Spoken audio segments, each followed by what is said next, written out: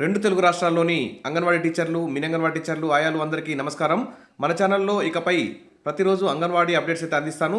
కొత్త వారు వస్తే సబ్స్క్రైబ్ చేసుకోండి. వీడియోస్ నచ్చితే ప్రతి ఒక్కరూ లైక్ చేయండి. ఇక విషయంలోకి వెళ్తే అంగన్వాడీ సేవలపై సర్కారు సర్వే. ఇది భారతదేశ వ్యాప్తంగా మరి ఎన్హెచ్టిఎస్ యాప్ ద్వారా జరుగుతున్నటువంటి సర్వే ఇది.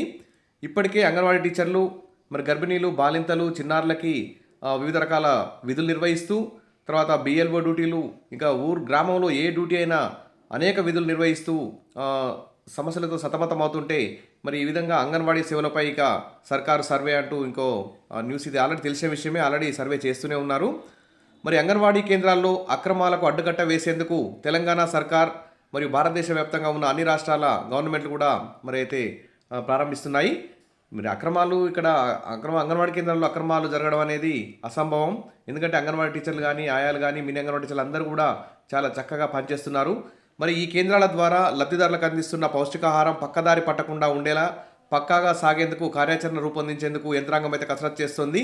ఇందులో భాగంగా రాష్ట్ర ప్రభుత్వం కుటుంబ సర్వేను కూడా ప్రారంభించింది. ఎన్హెచ్టిఎస్ ద్వారా అంగన్వాడీ టీచర్లు గ్రామాల్లో ఇంటింటి సర్వే నిర్వహించి ఈ ఏడాది ఏప్రిల్లో ప్రారంభించిన ఈ సర్వే మరి ఎన్నికల కారణంగా కొంత జాప్యం అయితే జరిగింది. మరి దాదాపు అన్ని జిల్లాల్లో ఈ సర్వే అయితే జరుగుతుంది. భారతదేశ వ్యాప్తంగా కూడా ఈ సర్వే జరుగుతుంది. ఇది ఒక అదనపు పని మన అంగన్వాడీ టీచర్లకు అని చెప్పుకోవచ్చు. మరి ఈ జూన్ 2వ వారంలో ఈ సర్వే పూర్తి చేసేలా చర్యలు అయితే తీసుకుంటున్నారు. దాదాపు భారతదేశ వ్యాప్తంగా ఈ సర్వే జూన్ 2వ వారంలోగా పూర్తి కావాలని చెప్పి కేంద్ర మహిళా శిశు సంక్షేమ శాఖ అయితే ఆదేశాలు జారీ చేసిన విషయం తెలిసిందే. మరి చిన్నారులకు పరిశుభ్రతతో పాటు పాలు, గుడ్లు, బాలామృతం వంటి పౌష్టికాహారం అందించడంతో పాటు ఇతర సౌకర్యాలు కల్పించి వారి మానసిక ఎదుగుదలకు అంగన్వాడీ కేంద్రాలు దోహదపడుతున్నాయి. ఇది అందరికీ తెలుసు. కాబట్టి ఇంత కష్టపడుతున్న అంగన్వాడీ టీచర్లకు కానీ, ఆయాలకు కానీ, మినీ అంగన్వాడీ టీచర్లకు కానీ మరి వారి యొక్క వేతనాలు పెంచాల్సిన అవసరం ఉంది. అప్పుడే చిన్నారులకి మంచి విద్య అందించే ప్రీ స్కూల్ అందించే అవకాశం అయితే ఉంది. మరి వారు చిన్నారులు పాఠశాలకు వచ్చేలా ఆకర్షితులు అయ్యేలా కూడా అంగన్వాడీ టీచర్లు అయితే చేస్తున్నారు.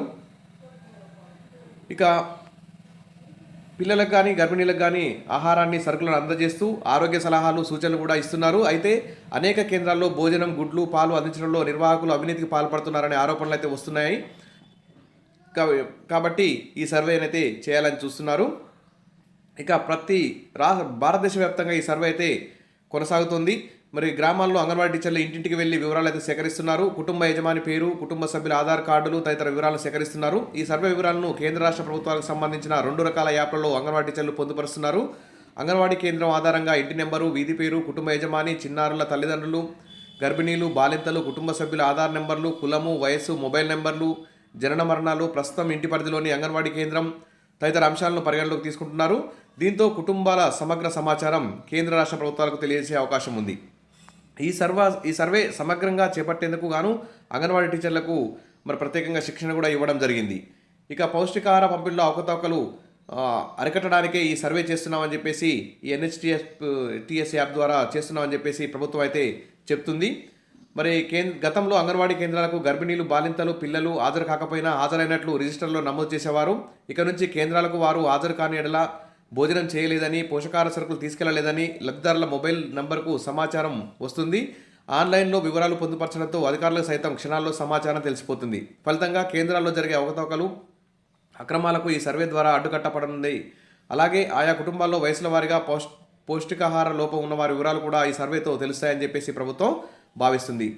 తర్వాత అంతేకాకుండా సర్వే అనంతరం అంగన్వాడీ కేంద్రాల పరిధిలోని ఇళ్లను సర్దుబాటు చేయనున్నట్లు కూడా తెలుస్తుంది. అంటే ఇప్పుడు దగ్గరున్న అంగన్వాడీ కేంద్రానికి ఆ ఇంటిని కేటాయించే అవకాశం ఉంది. కేంద్రాలకు దూరంగా ఉండే ఇళ్లను సమీప అంగన్వాడీ కేంద్రాలకు బదిలీ చేసి ఆయా కుటుంబాల పిల్లలను కేంద్రాల్లో చేర్పించే అవకాశం అయితే ఉంది.